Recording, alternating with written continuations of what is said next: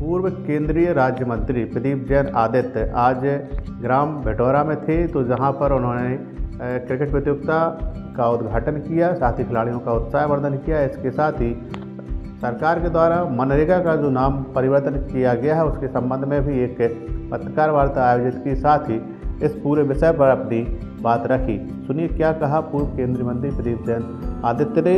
इस दौरान उनके साथ मुख्य रूप से मुकुट सिंह प्रभारी नरेगा, जिलाध्यक्ष कांग्रेस देशराज दशारिया, जिलाध्यक्ष पिछड़ा वर्ग लोकेंद्र यादव, प्रज्ञा राजपूत, विजय पहाड़िया, अखिलेश गुरुदेव आदि मौजूद रहे। सुनिए क्या कहा पूर्व केंद्रीय राज्य मंत्री प्रदीप जैन आदित्य ने। स्वर्गीय घासीराम जी की स्मृति में जो क्रिकेट टूर्नामेंट है, जिसको हमारे भाई अनिल यादव और आनंद यादव ने आयोजित किया, और उस टूर्नामेंट के माध्यम से क्रिकेट के अंदर नई प्रतिभाएं जुड़ें, तो मुझे आने का मौका मिला। और मैंने एक बात ज़रूर इस माटी में देखी कि इस माटी में खुशबू है जो मनरेगा जैसी योजनाओं से बहुत पूरे हिंदुस्तान में फैली थी। आज मनरेगा की जो स्थिति है, हमारे कोऑर्डिनेटर मुकुट सिंह जी और जिलाध्यक्ष देशराज दशारिया जी, हम सारे लोग निकले हैं चौपालें करने के लिए कि मनरेगा जीवंत रहे। हमारे नेता राहुल गांधी ने, अखिलेश जी ने और हमारे प्रदेश के अध्यक्ष अजय राय ने इस सरकार की आलोचना की है कि रोजगार के कानून की आप हत्या क्यों कर रहे हैं। वो कानून जो बाबा साहब भीमराव अंबेडकर के संविधान में बनकर लोगों को 100 दिन का रोजगार देता था, आज उसको बंद करना कहीं से भी लाजमी नहीं है। उसको इस तरह से संशोधित करना जिसमें 40% राज्य सरकार देगी और 60% केंद्र देगी, और फसलों के समय कोई काम नहीं दिया जाएगा, गांव के अंदर योजनाएं नहीं बनेंगी, योजनाएं लखनऊ दिल्ली में बनेंगी। तो ये मजदूर और किसानों के साथ खिलवाड़ है और अडानी अंबानी के जेब का फैसला है। आज जिस तरह से हम देखते हैं, चाहे यूरिया हो, डीएपी हो, समर्थन मूल्य की वस्तुएं हो, किसी का भी लाभ अन्नदाता को नहीं मिल पाता। अन्नदाता को फसल बीमा कराने के बावजूद फसल बीमा का पैसा सांसद के नाम पर तो निकल जाता है, कोई धोखाधड़ी करके निकाल लेता है, लेकिन जो किसान है उसको पैसा नहीं मिल रहा और उस पर भी कोई कार्रवाई नहीं हो रही।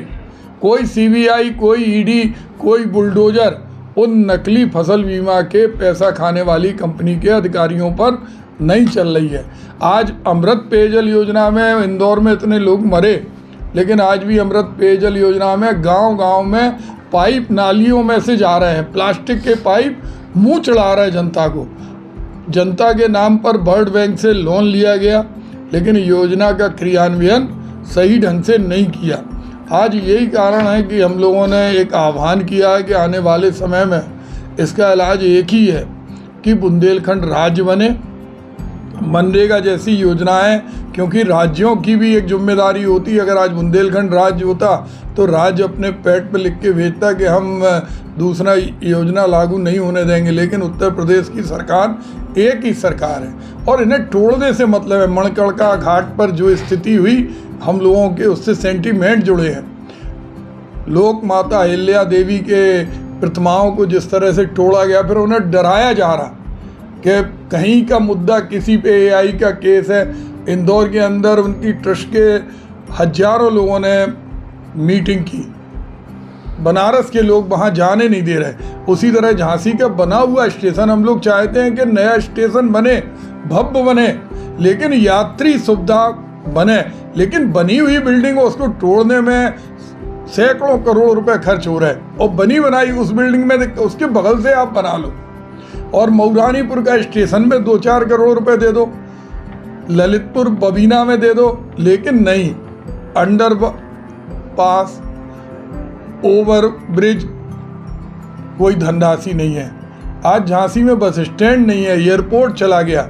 मऊरानीपुर की स्थिति ये है कि मऊरानीपुर के अंदर आम आदमी जब स्टेशन पे पहुंचता है तो उसे याद आता है कि ये बहुत कोई छोटे से गांव का स्टेशन है, लेकिन बनी बनाई बिल्डिंग को तोड़ना निश्चित रूप से सिर्फ भ्रष्टाचार का प्रतीक है। जिस तरह पहले झांसी का नाम निकाल दिया गया था, हम लोग उसकी भी जंग लड़ रहे हैं और हमारा लक्ष्य एक ही है कि बुंदेलखंड समृद्ध हो, मनरेगा जैसी योजना बचे और आने वाले समय में बुंदेलखंड राज्य बने। इतनी सारी कमी आपने बता दी, कहीं ना कहीं जनता का समर्थन आपको क्यों नहीं प्राप्त हो पा रहा है? पूरा जनता का समर्थन है। 6 लाख के करीब हम लोगों को वोट मिले, बेईमानी से हरा दिया गया, सब लोग जानते हैं। और हम लोग जब 1000 करोड़ रुपए की एग्रीकल्चर यूनिवर्सिटी लाए, कोच फैक्ट्री लाए, बिजली का दोहरीकरण किया, झांसी से कानपुर तक इलेक्ट्रिफिकेशन किया, वही तो मेरे पास ना कोई जाति बल है, ना धन बल है, ना बाहुबल है, उसी जनता का बल है जो समर्थन देती है, उसी पर इतने वोट मिले। चूँकि सरकार उनकी है और सरकार कैसे चुनाव जीतती है इसमें उन्हें महारत है।